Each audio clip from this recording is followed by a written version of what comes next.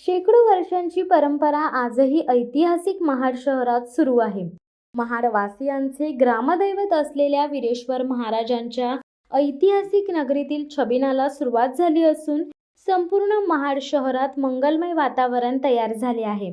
श्री वीरेश्वर महाराजांच्या छबिना यात्रा उत्सवाला महाराजांची बहीण श्री जागमाता देवीला वीरेश्वर मंदिरात घेऊन येण्याची प्रथा आहे. श्री जागमाता देवी आपल्या भावाच्या यात्रा उत्सवाला येते.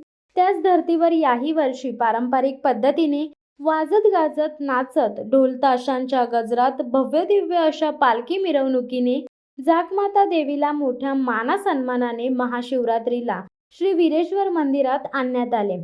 महाड शहरात असणाऱ्या ऐतिहासिक वारसा लाभलेल्या वीरेश्वर महाराजांच्या छबिना उत्सवाला महाशिवरात्रीच्या दिवसापासून प्रारंभ झाला आहे. महाड शहरातील वीरेश्वर देवस्थान हे स्वयंभू जागृत देवस्थान असून हे देवस्थान नवसाला पावणारी अशी आख्यायिका आहे.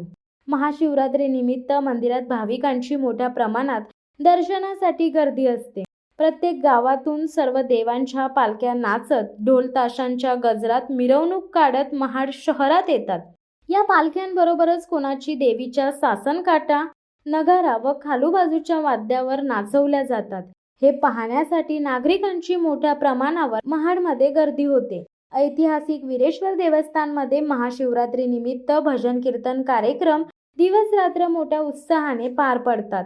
याचा लाभ घेण्यासाठी महाड शहरासह तालुक्याच्या आजूबाजूला गावातील नागरिक मोठ्या प्रमाणावर वीरेश्वर देवस्थानमध्ये दाखल होतात. एकंदरीत ग्रामदेवता श्री जागमाता देवीचा पालखी मिरवणूक सोहळा आणि महाशिवरात्री उत्सव मोठ्या आनंदाने भक्तिभावाने साजरा करण्यात आला. शिवसत्ता टाइम्ससाठी रेश्मा माने, महाड. दे धडक बेधडक वृत्त देणाऱ्या आपल्या शिवसत्ता टाइम्स न्यूज चॅनलला लाल बटन दाबून सबस्क्राईब करा आणि बेल आयकॉनला क्लिक करायला विसरू नका.